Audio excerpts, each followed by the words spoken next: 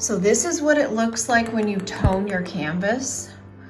You can see the little strokes from the paintbrush. Right in here, you can see quite a bit. Here's some right here. You don't want to leave that. That's just giving your canvas a color to start with. And then you can see where I've kind of laid on some of these subtle branches in the background. Just not branches, but leaves in the background. They're going to end up being kind of like this. I've been working on this part a little bit more, but this is unworked.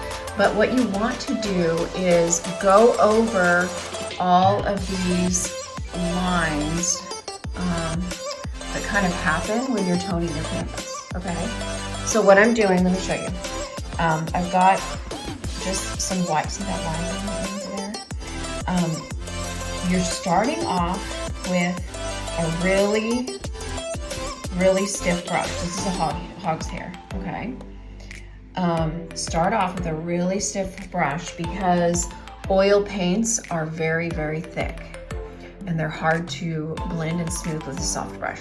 So start like this and just do circular motions like this.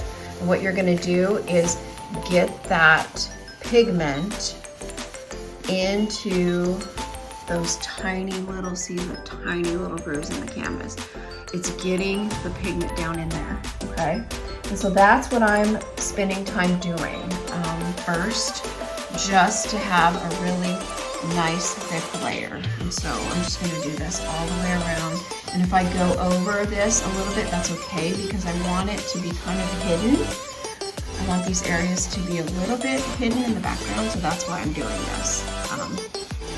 Your composition might not have this fuzziness or blurriness in the background, but if you're wanting to do something like this, this will be how you do it, okay? But you definitely want to smooth those out first. Always, always, always, always start with the hog's hair brush first, and then after you've gotten a good base layer of pigment that goes down into the teeny tiny little grooves, then you can start building your color. You know, I could definitely add like a little bit of yellow. I do have some yellow on my canvas here, so I don't know, I could add just a little bit of yellow. I could add some of that bright green that I used before, and just kind of mix in some colors here, okay? And then once I do that, once I fill in all the areas that I want to fill in, then what I'm going to do is move on to kind of what I did here. So I switched from this brush and ended up using, let me show you. This one is really super, super feathery soft. I ended up using that one a lot.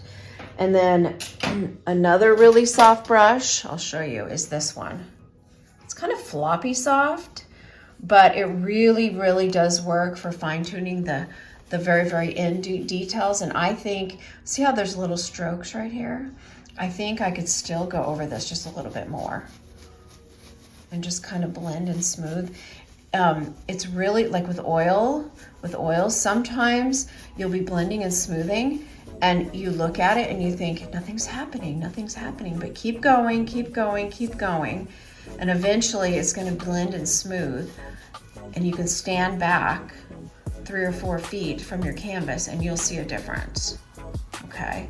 It's just very subtle differences, and that's what oil paints are really good for, is just nice blending and smoothing.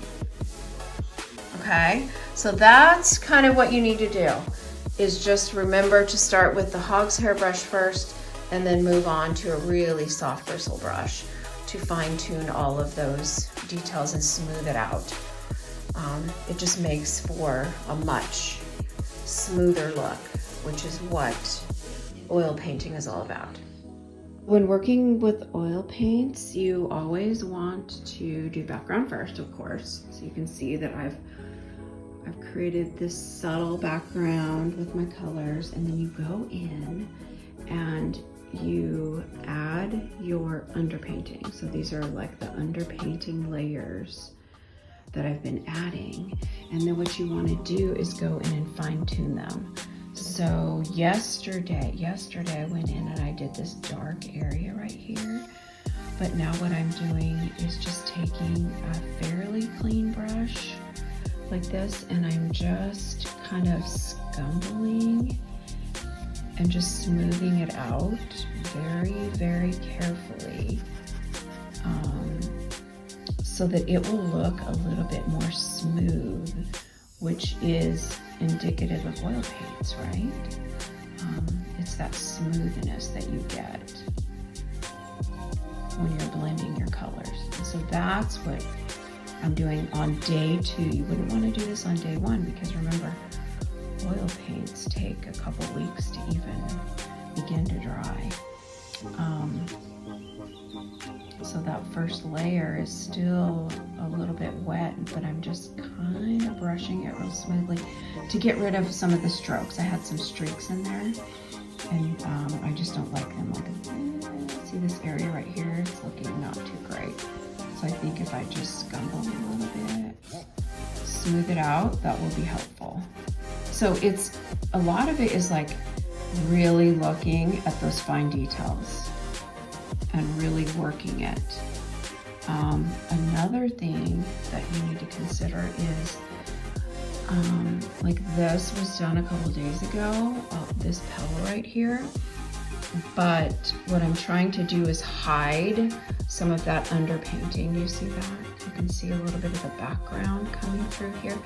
So what I'm doing is building layer upon layer right here to cover that. This is a fresh layer of white, but what I'll do is maybe wait a couple more days and just let that kind of set, and then go back in again and add some more white so that that petal will come forward, because right now it's got a little bit of transparency going on.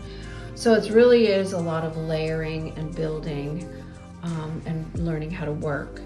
When you add white, one thing to remember is, like, if I want this petal to be white and come forward, do you see that? Let me just show you something. If I press down too hard, do you see what happens? You can see those strokes. So what I'm doing is just lightening up the pressure and staying away from hog's hair brushes. Hog's hair brushes are very, very, very sturdy and strong and stiff. And so the last thing I would want to do is use a hog's hair brush on this.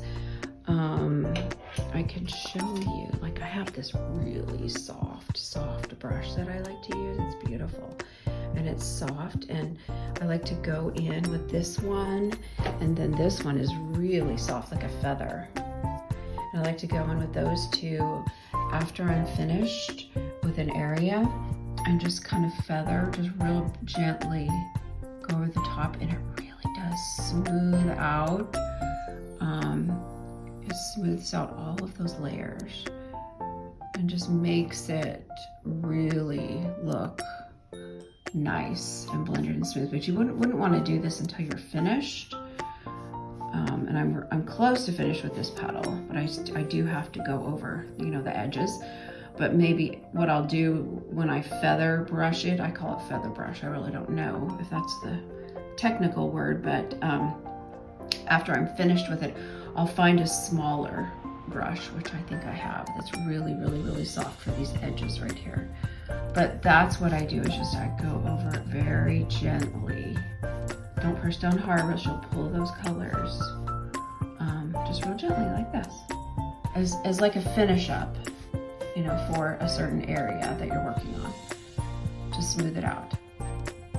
So I hope that helps. Oil painting is difficult. It's not easy at all, but you do have to work in layers, and you do have to do some underpainting and work back and forth. So let's talk about smoothing and spreading with oil. So I'm gonna take and put quite a bit of paint right here, because what I wanna do is smooth this area out. Do you see all of the little grooves in the canvas?